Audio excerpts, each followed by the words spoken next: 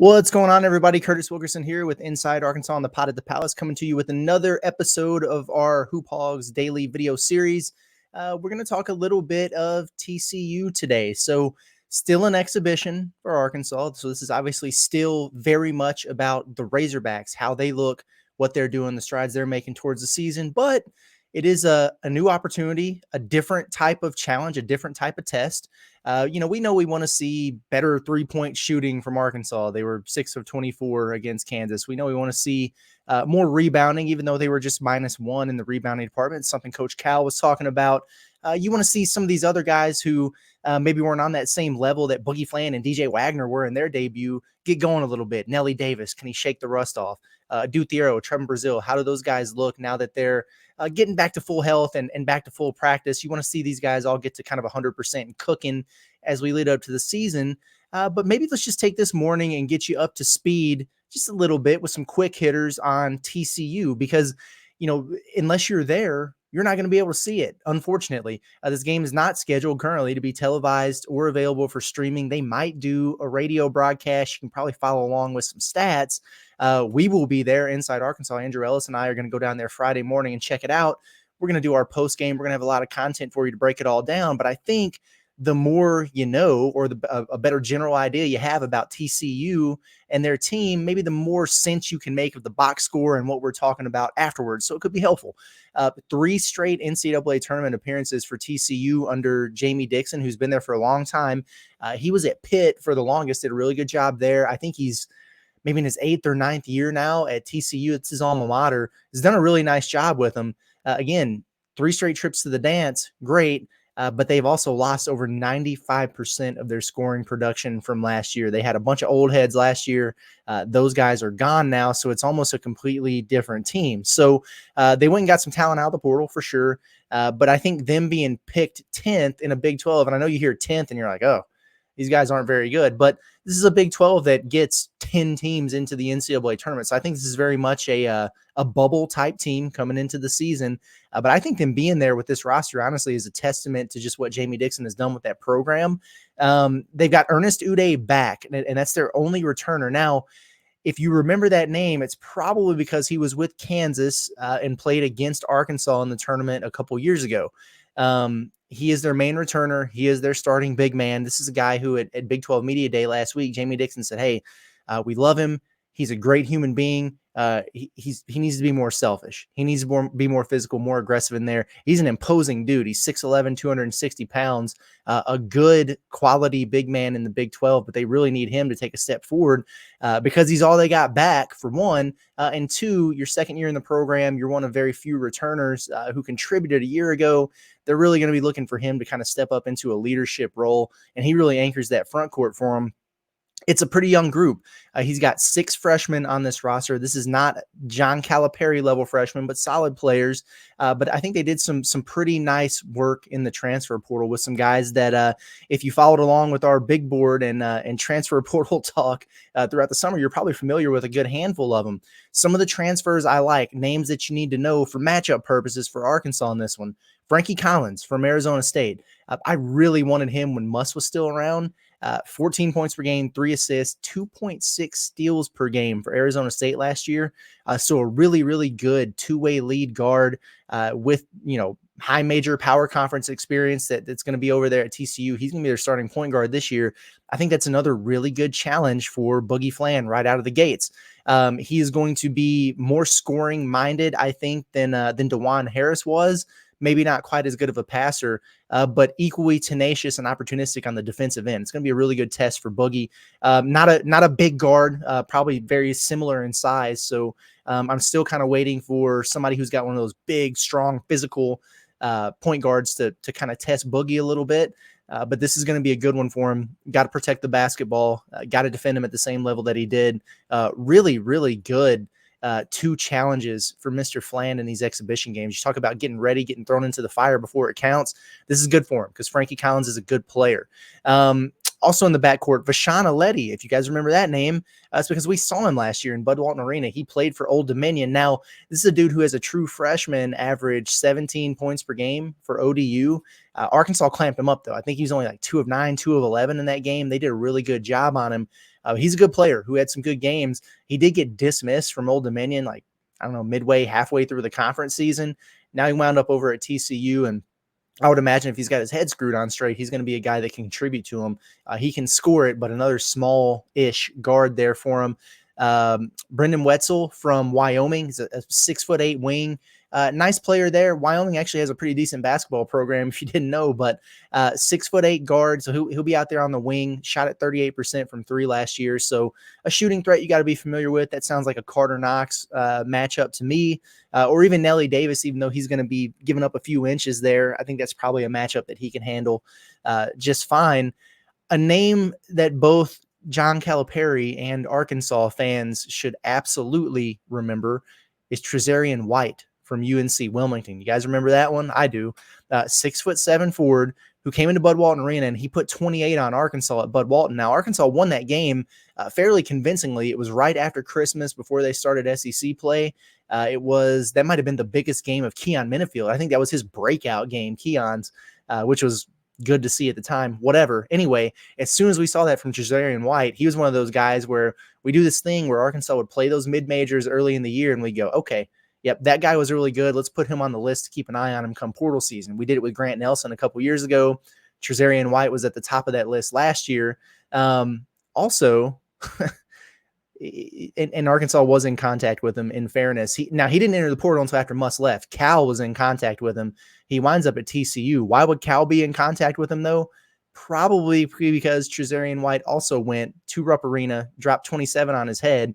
UNC Wilmington beat Kentucky in Rupp, and it was so bad that they ripped up their new floor right after that game. So he has had success against Arkansas. He's had success against John Calipari. Now he's going to be able to face those guys again. Just a 6'7" wing who can do a lot of different things. They can play him at the 3 or the 4. I love Adute the Arrow for this matchup. I also want to see them test some of these other guys. I'd love to see Carter Knox or Billy Richmond get a crack at him. I would love to see Trevin Brazile even get a few minutes on him, just to see how he's progressed. But if you really want to shut him down, I think that's a matchup for Thiero for sure. So we'll see.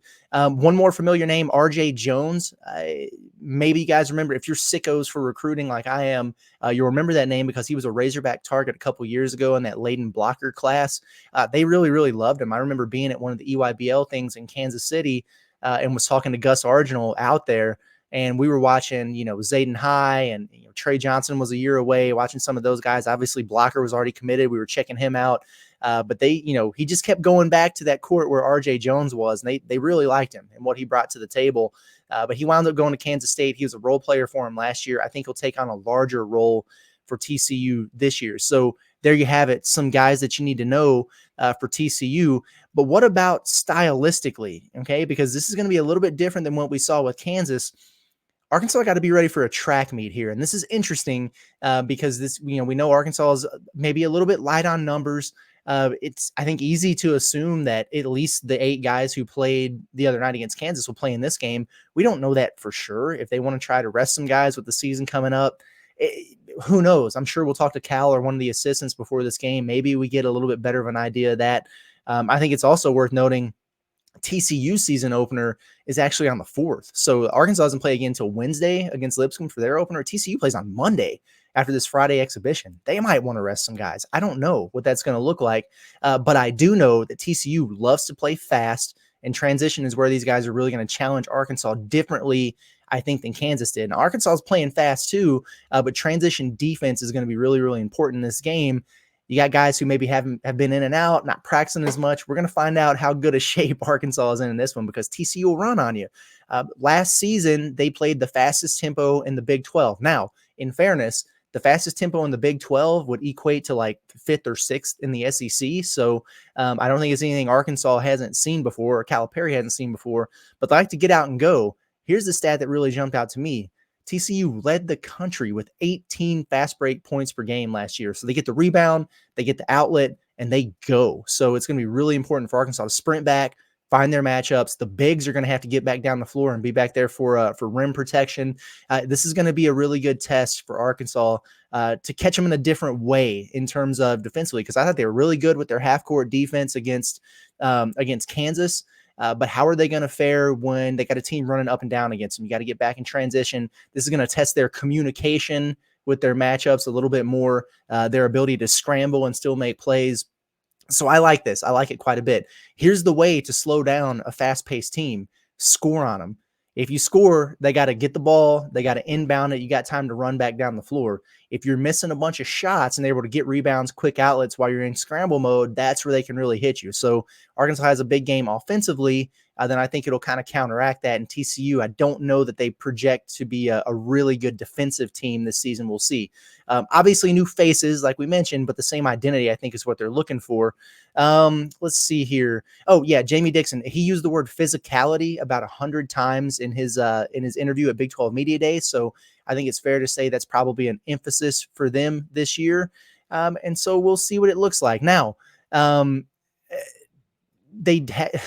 did a little bit of digging, okay, a little bit of research on this because I didn't see another exhibition on their schedule. They played one of those secret scrimmages. Now, secret scrimmages are different than exhibitions, not just because they close the doors and fans aren't let in, but they will do this a little bit differently. A lot of times they'll keep score, but this is really more of that. Cal and Bill Self talked about doing situational stuff. They didn't really do a whole lot of that. You do get a lot more of that in these secret scrimmages, but as I'm told, they played Texas in a secret scrimmage last week, and that went about as well for the Horned Frogs as it did for the Razorbacks a couple years ago. Sounds like it was a rough one for TCU. They got waxed. Shot 1 of 20 from 3.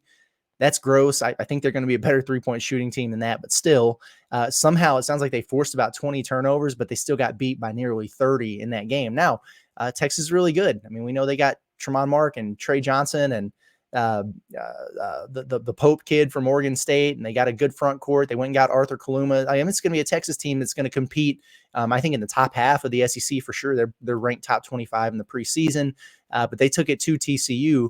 And so for both teams, it's about the progress that you make from your first dress rehearsal to your second. Have you taken a step forward? We'll see. Like I said, I have a feeling that we might not get nearly 50 points combined from Boogie and DJ in this game if you're Arkansas, but you might see better outings from guys like Nelly Davis and Thiero, Carter Knox, whoever. Probably the same thing can be said for TCU, whereas they probably won't shoot 1 of 20 from 3 again. They might be a little bit more efficient than that. But does that mean that they're going to take a step back elsewhere? You never know how these things are going to play out. And it's way too early to do the transitive property thing, but it is worth noting that they get spanked by the Longhorns in an exhibition about a week ago. So there you go. Got you a little bit primed up for TCU.